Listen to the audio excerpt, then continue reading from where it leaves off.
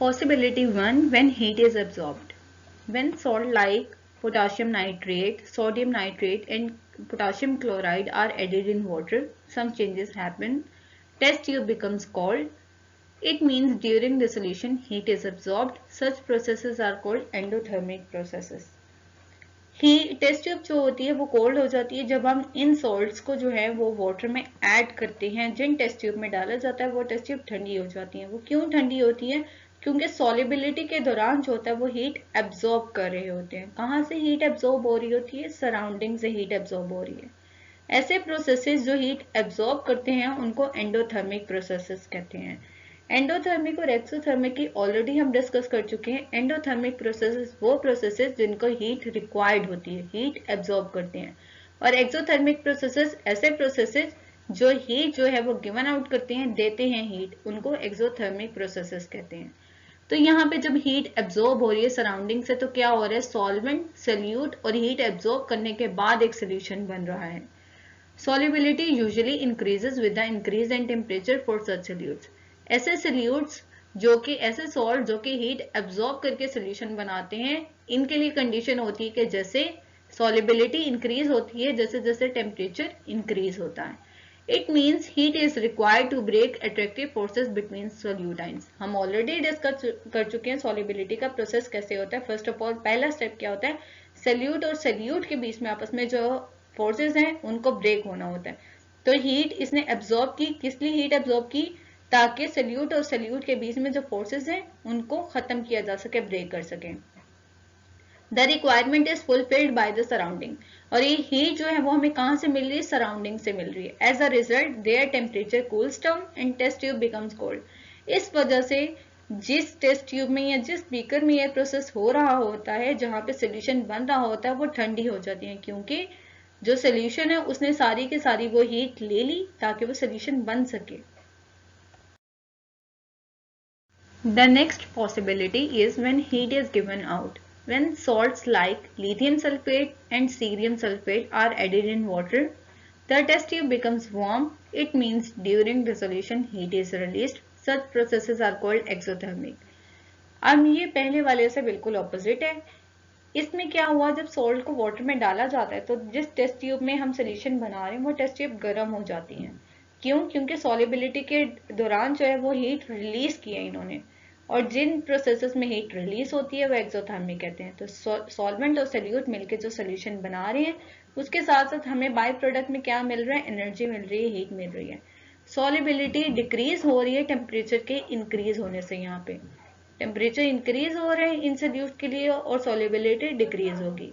It means attractive forces between the solute particles are weaker and solute solvent interactions are stronger. इसका मतलब यहाँ पे ये है कि सोल्यूट और सोल्यूट के आपस में जो हमारे पास अट्रैक्टिव फोर्सेस थी वो पहले ही बहुत वीक थी। उनको तोड़ने के लिए हमें ज्यादा एनर्जी नहीं इनपुट करनी पड़ी, हीट एब्जॉर्ब नहीं हुई उनके लिए क्योंकि वो वीक थी, तो वो आसानी से जो थी वो खत्म हो गई।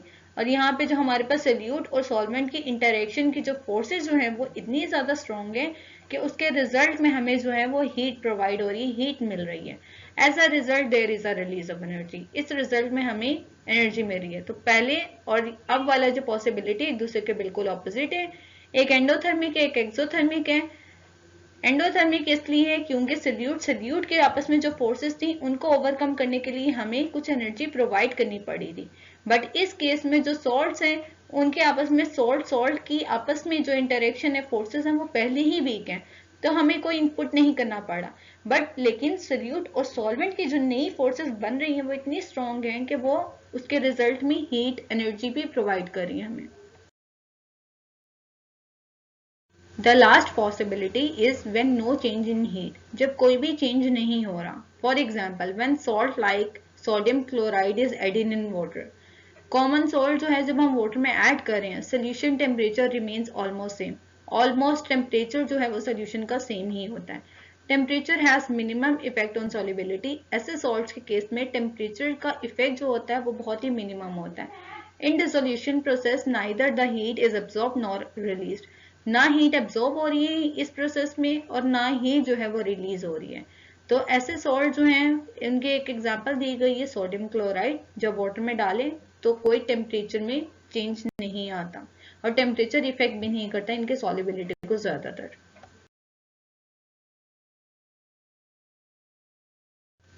We have a graph here plotted against the temperature and solubility of a salt in 100 gram of H2O. Possibility 1 में हमने बात की थी, एंडोथर्मिक प्रोसेस था, हीट एब्जॉर्ब हो रही थी, उसमें बताया गया था कि टेम्परेचर इंक्रीज होने से सॉल्युबिलिटी भी इंक्रीज होती है। As you can see in the graph, potassium chloride, potassium nitrate and sodium nitrate जो है, क्या होगा, जैसे जैसे टेम्परेचर इंक्रीज हो रहा है इनकी सॉल्युबिलिटी भी इंक्रीज हो रही है। तो हमने जो बात की थी वो ग्राफ से भी प्रूफ होगी कि बात सही थी। दूसरी पॉसिबिलिटी थी when heat is given out, जब जो है एक्सोथर्मिक प्रोसेस हो रहा है, हीट बाहर निकल रही है, उसमें बात की थी कि जैसे जैसे टेम्परेचर इंक्रीज होगा तो सॉल्युबिलिटी डिक्रीज होगी। तो यहाँ पे सीरियम सल्फेट हमारे पास है, जब टेम्परेचर जो था वो 0 पे है तो हमारे पास सॉल्युबिलिटी ज्यादा है, बट जैसे जैसे टेम्परेचर बढ़ रहा है तो उसकी सॉल्युबिलिटी कम होती जा रही है। इसके अलावा हमारे पास तीसरी कंडीशन थी जब कोई भी ज्यादा चेंज नहीं आता हमारे पास हीट में। तो हमारे पास एग्जांपल है सोडियम क्लोराइड की। सोडियम क्लोराइड का देख सकते हैं कि ज्यादा फर्क नहीं है सॉल्युबिलिटी में टेम्परेचर चेंज होने से भी, बहुत ही माइनर फर्क है। तो इस तरह हम ग्राफ से प्रूफ कर सकते हैं कि हमने जो तीनों पॉसिबिलिटीज थी और टेम्परेचर का उनका इफेक्ट है वो बिल्कुल सही प्रूफ हुए हैं। These are the few questions you must done on your notebook. Short question number 9, 10, 11 from the exercise, long question number 5 and 7 from the exercise, and test yourself 6.3.